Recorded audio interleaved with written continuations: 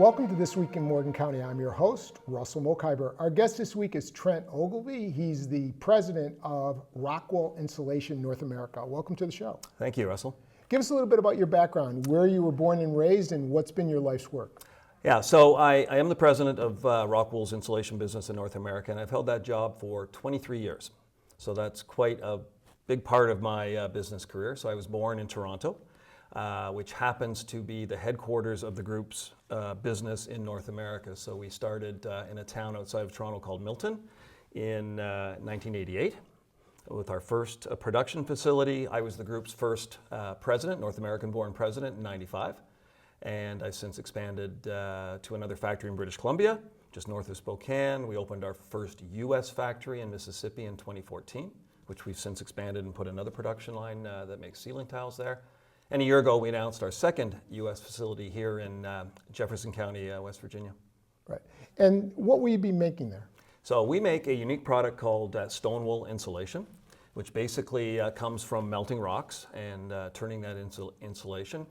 It's similar to well-known fiberglass insulation, except it's made of rock instead of glass, and so therefore it has a lot of unique properties. It doesn't burn, it's soundproof, it doesn't absorb water, fits nicely, so it's a unique and premium insulation product. And Rockwool is a subsidiary of a multinational based in Denmark. Yeah, so we are part of the Rockwool group, and matter of fact, up until this year, the North American business was called Roxul. Roxul. Roxul, and we rebranded to the group's name in just January of this year. So around the world, we have 45 production facilities around the world in 39 different countries, 11,000 employees, and headquartered is just outside Copenhagen. Now, you say you announced this a year ago. Mm-hmm. There's been an uproar against it. More than 6,000, maybe 7,000 people on a Facebook page called Citizens Against Rockwool. Yep. People don't want it there. You told a reporter last week, WTOP reporter, there are very few who are very negative about the plant. Do you believe that there are very few? Yeah, so we did announce it a year ago, and we've heard some criticism that people didn't know about it, didn't know what it was going to look like. But in fact, we announced it with a lot of fanfare in July last year, so over a year ago. I don't know how many different speaking engagements I did and different people did. We had a public unveiling of the rendering of the factory, so people knew what it would look like. We had ads in the paper when we did our permitting. And twice in October of 17 and January of 18, we mailed every residence in Ranson and a 2-mile radius around it, just telling them what's going on, telling them about the permitting process, telling them what the factory's going to look like, what's the timeline for construction, those kind of things, what they can expect. So we were a little surprised that people suddenly in July raised this level of criticism. And I would say we've probably been a little slow to react to some of the criticism, actually, Russell. And I can tell you we are going to speed that up, and we're going to make sure that it's accurate information compared to some of the inaccurate stuff that's out there. Right, but back to the question, you said there were very few who are very negative. Clearly, it's not very few.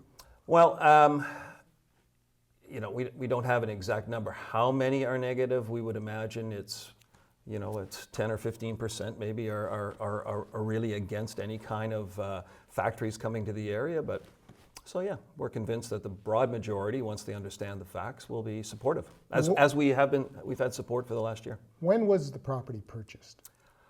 We closed the purchase in October. So. And the plant was announced in July, and you didn't close the purchase till October. That's was right. Was there some kind of initial purchase agreement before that? Yeah. So when did you first enter an agreement with the people who own that property? Yeah. How a deal like this works, we were looking for a site for our factory. The state, the county, the regional economic development people were very interested in having our facility come to that area. So we worked with them, probably started in December the year before in terms of negotiating, working on the deal. Signed the memorandum, it's called a Memorandum of Understanding, and there are several signatures on that memorandum. It's the state, the city, the county, and the Economic Development Authority, and us. So we each make different promises to each other in this Memorandum of Understanding, and one of them was to get the land rezoned, to get the land bought, and then that takes time to work out with the owner, and I think the land closed in October. Okay, and what was the purchase price of the land? I think the land was around $3 million. Okay. Because I also heard that there was somebody was saying that the land was half of the $150 million. And again, that's some of the inaccuracies we're hearing. We are spending $150 million on a factory. The land is a very small piece of that. In your air permit, you say that the area there is less than 1% urban. Now, the opponents have picked up on that, saying that you're relying on 1992 data, and that's one of the reasons they criticize this facility where you put it, because it's across the street from North Jefferson Elementary School, and they're, within a few miles there are 4 schools and hundreds of students. Yep. And they say this is not a place for heavy industry. Do you believe, in fact, that Jefferson County, which is like Exurbia, is less than 1% urban? There's a lot of experts in terms of our consultants and the state Department of Environment, DEP, that rule and judge that it is predominantly rural. The fact that we are in an area with schools and houses is not new to us. We have our facility in Milton, Ontario, which is at least 1.5 times as big as the facility. It has 2 production lines. It sits in the middle of a town. I think there are something like 7 schools within a mile radius of that factory. We've been there for 30 years. Nobody's getting sick. Nobody's complaining. They like us being part of the local economy. That town is Canada's fastest growing community. House prices up 300% in the last 7 years. Median age 35, population has more than doubled. So we are not in some non-urban area. We're in a very fast-growing area. We're great neighbors to that town. And we also opened one in Mississippi in 2014 with absolutely 0 violations to air permit, 0 odor complaints, 0 noise complaints. So. Right. Well, this issue that you raise is an issue of contention because you say that you're legally permitted to pollute this amount, and in your permit, for this West Virginia facility, you say you'll be releasing up to 393 tons of hazardous air pollutants. That includes cancer-causing, birth defects, and so forth, causing pollutants. So you're legally allowed to release, with these 2 200-foot smokestacks, 393 tons of these hazardous air pollutants. Yeah, what a lot of people don't understand when you get a permit and it has allowable emissions, as you quote, that has gone through some really rigorous modeling. The West Virginia DEP will talk and make the same point that I'm making. When we model and we look at the emissions against the air quality standards that are out there. And these air quality standards, Russell, are not written for just anybody. They're written for sensitive people, elderly, children. That's the primary air standards. The secondary ones are written for buildings and animals and crops. So they're very, very low levels, and we meet them. And they're very small amounts, despite people using a big number like 393. That's the number you use. Yeah. So, I mean, it's not people. This is the number that you use in your permit. 393 tons of hazardous air permits. What's interesting when you look at that and look at some of the emissions, for example, formaldehyde. You are allowed to emit a certain amount of formaldehyde. And our number, and it won't matter to any of the listeners what units we use, but our number at that school that's closest to us will be 0.23. That's micrograms per meter cubed. So 0.23. As we're speaking here, our breath is emitting 1. Any rural area, that would be 2. Any urban, it can be up to 20. West Virginia doesn't have a standard in its permit. So we relied on a federal standard called the MAC standard, which Obama brought in 2015. It's a very strict standard. The neighboring state, Virginia, it does have a standard. It's 2.4. And our emission at that school will be 0.23.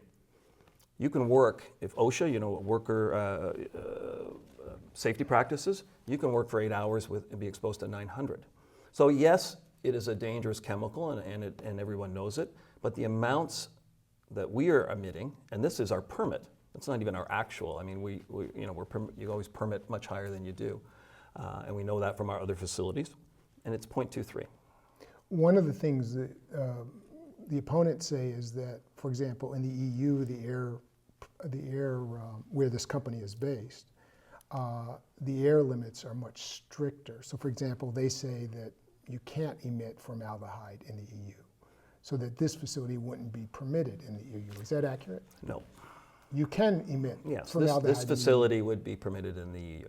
Because you can you emit formaldehyde under EU Into rules? these limits and levels, these yeah. levels, yeah. Now, every country may have a slightly different. As I said, West Virginia doesn't have one, Virginia does. But I can tell you, we operate in Denmark. Most people consider Denmark a pretty green country and some pretty strict standards. We operate in Canada. You know, people consider that to be pretty strict. But in fact, our permit is stricter than Canada that we have here in West Virginia. So it's a really strict, and this 215 max standard for some of these components, they're pretty low levels. You have a facility in Mississippi. Yep. You want a facility here. Yep. And the opponents, this is interesting, we've never really seen any kind of opposition like this to any Yep. facility. Mm-hmm. This is unusual. Yep. Part of the reason probably is because this is not a traditional West Virginia community in Jefferson County. This is exurbia from Baltimore and DC, and you're not dealing with working class people. You're dealing with people who work for the government, people who work for corporate lobbyists, people who know the inside out, know how corporations work the system to get what they want. So you're not dealing with what you would consider a traditional West Virginia or Mississippi community. Mm-hmm. And so when you said that there are very few who are very negative, that struck a chord for people. A lot of people I talked to said they don't have a clue about what's going on here. These people they don't want you to operate a clean facility here. That's not, they tell me this. No, we're not talking about whether it's clean or not. We don't want this facility here. Well, I'm wondering your response to that. Well, I think, we are going to build this facility here. We have shown everywhere we operate in the world, and certainly in North America, Canada, and the U.S., that we are not a nuisance to our neighbors, and we're not a health risk to children, and I think we'll prove that. And when I say the majority, I think, and it's great that it's a different part of the state, and I'm glad that they're educated people, because as we now accelerate our own communication by talking to you. We'll be doing community open houses in the coming weeks. We will do as many interviews and presentations as we can in the coming weeks. We're forming a stakeholder group. And I think when people really see the facts, as opposed to some of the inaccurate information that's out there, I think the large majority will understand and welcome us as a neighbor and bring the economic benefits that we're bringing. You said that just now that everywhere you operate in the world, it's no problem. What about Croatia? Because the opponents have raised the question of Croatia. There have been thousands of people demonstrating against that, hundreds of people and up to 1,500 people demonstrating against your facility there because of a pollution incident there. What happened there? You know, it's a very similar situation in Croatia, and testing my memory of the year we built that, but we built that factory, and similar. Some people didn't want it in an area that is a mountainous region, and I guess a beautiful region, like a similar factory we have in British Columbia. We're in the mountains there too. So there was a lot of inaccurate information, a lot of upset people, but we did a similar thing we're doing now. We started talking to people. We started holding open houses every day, just come and see. And that factory has been operating for as long as I can remember without issue. What was the extent of the pollution there, though, that people were protesting? The protest started before it was even running. So there was no pollution. It was the fact that it was an industrial facility. And I'm sure it has a permit, and I can't quote its numbers for its permit, but I'm sure it does, similar to ours. Well, it's interesting that, and again, people point this out to me, that you keep saying it's permitted, and you're putting facilities in places like Mississippi and West Virginia, but you won't go to California or Vermont or Maryland. And one explanation is that because there's tougher regulations, that you go to where there's the weakest regulation. Yeah, so as I mentioned, we have a huge facility, 2 production lines, I think some 750,000 square feet outside Toronto. But let's talk about the United States and choosing your location. Is this a factor to look at where regulation is weakest to go so that, for example, you have an enforcement agency here for air that's very understaffed, that's very weak in terms of enforcement, to go where you're not going to face tough enforcement for violations? No, the business rationale for the factory is market. So the Eastern Panhandle is an ideal location to serve the Mid-Atlantic and Northeast. That's a lot of population, and you sell insulation, and it's directly related to population, so it's a great location. And it's also wrong to say that this county or has less stringent. There's the EPA, which there's a state DEP, but the EPA overrides that and sets the standards. But the state enforces the law here. Yeah, but in every jurisdiction, I think it's called Region 3 for the EPA, which encompasses a lot of counties and a lot of states.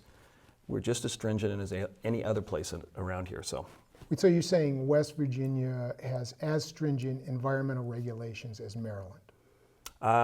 If that's within the same EPA region, so I would. Yeah. I think that's the Russell. issue. That's the issue. They say that you look upon us as a third world country, that you're going to come to where there's weak regulation, where you're not going to be challenged, and I think that's probably why you were surprised by the uprising, because you figured this is a place we can go and do our business and nobody's going to bother us. Yeah. Well, there's really no substance to that, because in fact, it would be easier to build another line in Mississippi, for example. It was all about permitting, but it's not. It's about location, having factories close to markets. It's the same true for other construction products and other insulation types. So it's location, and this is a pretty stringent air permit we have compared to other locations too. You have a open house coming up. Yep.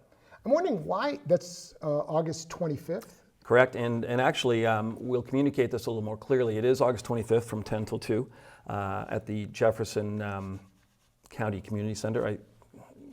I think that's the place. But we're also decided that we're going to open it up to more days instead of having just one day and expect, we don't want to see people say I couldn't come that day. I know there's a lot of different events that go on in this area. So you can expect to see more days of that open house, yeah. Okay. The one thing that when we went and we looked, we were at one of the protests where there were literally hundreds of protests outside here. And one thing people were most concerned about is the fact that you put this heavy industrial facility across the street from an elementary school. And couldn't there have been a better place to put this? Why put it across the street from an elementary school? Well, as I said, in our factory in Milton, Ontario, Russell, I think there's something like 7 schools within a mile radius of that factory. We've never had an issue with a school at all. So the fact of school being close by is not an issue. As I said, the numbers are quoting we're at that school location, the one you're referring to. So how is the company's record when it comes to occupational safety and health? It's good. It's good. We have a lot of ways we measure ourselves. We call it sustainability.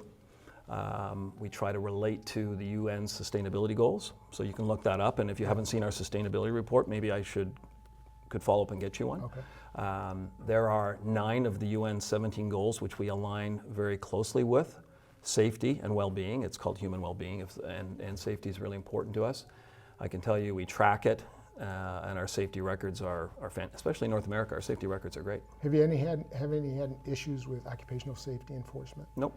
I read online where there was an enforcement action in British Columbia where one of your workers got their hands caught in a molder. Do you remember that issue?